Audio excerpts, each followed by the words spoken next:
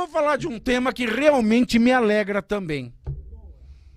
Gente, olha, eu acho que eu nunca dei duas boas notícias no mesmo programa ao longo de um ano. Vai ser a primeira vez. A primeira agora foi dessa de que a mulher não precisa mais confirmar a denúncia em juízo para violência contra a mulher e ir adiante na persecução criminal. A segunda boa notícia é: vocês lembram aí de casa? Câmera close, por favor. Conseguem? Vocês lembram que há alguns meses foi pego de um traficante toneladas de cocaína? Muita cocaína. Aí eu cantei a música do Bezerra da Silva. E nesse muito de cocaína que foi apreendido, um recurso do traficante chegou ao STJ, que é o tribunal que eu falava, que com a minha demissão eu consegui evitar que o desembargador de São Paulo, que inocentou um pedófilo dizendo que a criança era vagabunda e drogada, fosse para a lista. Não foi. Não foi. Perdi o emprego, mas e espero ter salvado muita criança, porque uma decisão dessa nunca vai vingar em sede do STJ. Tá? Não foi. Não tem doído. Não tem doído. Hoje eu me deparo com um caso no STF que cassou uma decisão do STJ. Vocês lembram que esse traficante foi pego com toneladas de cocaína e o STJ liberou o traficante porque a polícia não tinha mandado de busca e apreensão para entrar na casa e pegar as toneladas de cocaína. Você acredita? Você acredita? O STJ considerou que a prova era nula, ou seja, solta o traficante, porque o traficante é aquele que guarda, vende, distribui, importa, exporta a droga ilícita, como na cocaína. E se você não é encontrado guardando, distribuindo, vendendo, etc., a droga, você não comete tráfico. Se a cocaína foi achada dentro da casa dele e não teve mandado judicial para entrar na casa dele, o STJ tinha decidido o quê? Tinha decidido que ele não era traficante, portanto ia solto, a prova é ilícita, então nada valia no processo. Passa uma borracha em tudo. Eu não sei quanto era ao certo, mas era muita coisa. Dava para ficar bem, ai que loucura. Dava para ficar assim, ó, trincado. Soltaram um traficante, porque disseram que a prova era ilícita. Então, prova ilícita, anula-se todo o processo. Recorreu-se, né, dessa decisão, que soltou o traficante. Aí eu fico me perguntando, né, o que fizeram com esse pó todo, né?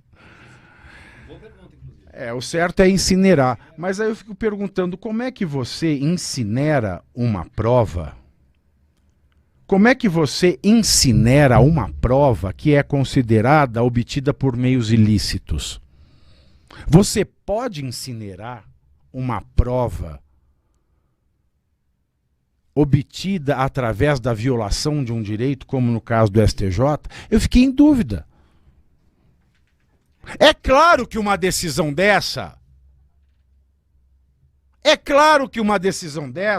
levanta suspeitas sobre a honestidade de quem tomou a decisão.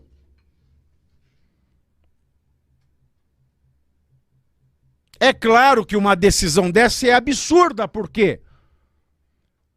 Imaginem, senhores, diante de um cadáver, eu estou procurando, vamos falar aqui, caso do goleiro Elisa Samúdio, ninguém achou o corpo.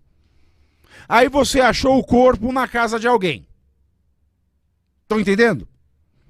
Aí fala, a polícia não tinha mandado. Vai desconsiderar que o corpo estava lá? Vai fazer o quê? Vai incinerar o corpo? Vai devolver o corpo? Fala, ó, devolve o corpo, uma hora a gente acha. É ridículo! Então um traficante foi posto pra rua, foi posto na rua,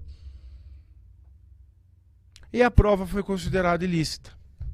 Por quê? Porque o juiz, o ministro, no caso, do Superior Tribunal de Justiça, falou que não tinha mandato, é prova ilícita. Não dá, não rola. Aí hoje teve uma decisão da Carmen Lúcia. Uma decisão da Carmen Lúcia que derrubou a decisão do STJ. O que diz a decisão da Carmen Lúcia? Ela diz o seguinte: o acórdão do STJ, ele diverge da jurisprudência do Supremo Tribunal Federal, que já decidiu o seguinte: busca e apreensão domiciliar sem mandado judicial em caso de crime permanente é possível. A Constituição dispensa o mandado judicial para ingresso forçado em residência em caso de flagrante delito. No crime permanente, e eu vou explicar para vocês o que é, no crime permanente, a situação de flagrância se protrai no tempo. O que quer dizer isso, senhores? Um crime permanente, vamos falar de um sequestro. O sequestro é a privação de liberdade. Você privou a pessoa de liberdade e colocou ela no cárcere privado. Sequestro e cárcere privado é um crime permanente. Porque enquanto a pessoa está privada da sua liberdade no cárcere privado, o crime está acontecendo. Então qualquer um que se deparar com alguém num cativeiro se depara com um crime que está acontecendo. E se é flagrante, você não precisa de um mandado judicial. Você pode dar voz de prisão.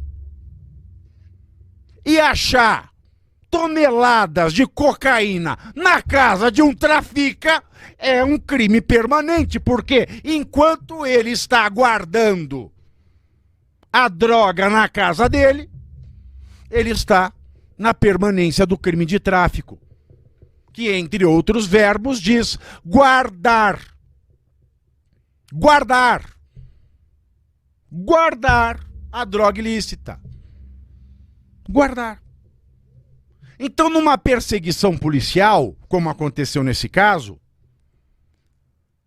se alguém passa e olha no vão de um portão e vê uma quantidade enorme de cocaína, é claro que o policial tem todo o direito de entrar, prender a droga e dar voz de prisão para o traficante. E o STJ esqueceu disso. E a Carmen Lúcia derrubou a decisão e fez muito bem feito. Para que se aprenda e para que a gente pare também com essa impressão de que no Brasil traficante só se dá bem. Fala aí, Ricardo. Fala aqui. Deixa eu arrumar aqui que tá... Ele foi com a minha cara. Bom, ô Pavinato, acho que você resumiu tudo que podia ser dito por nós brasileiros em cima desse caso absurdo. Foram mais de 2 toneladas de cocaína, que foram também, eu tenho essa dúvida, tá? Acho que você tocou num ponto importante, o que aconteceu com essa cocaína, já que ela era uma prova, aspas, ilícita, porque não tinha mandado de busca. Enfim, é um negócio surreal, inacreditável que nós estamos vivendo no Brasil nos últimos tempos. Mas, parabéns, ministra Carmen Lúcia, porque essa era a única decisão sensata neste caso. Parabéns, mais uma, 2 seguidas. Hoje você fizer mais uma, pede música, hein? 2 boas notícias do Supremo Tribunal Federal hoje. Isso é muito bom. Tomara que sigamos assim, né?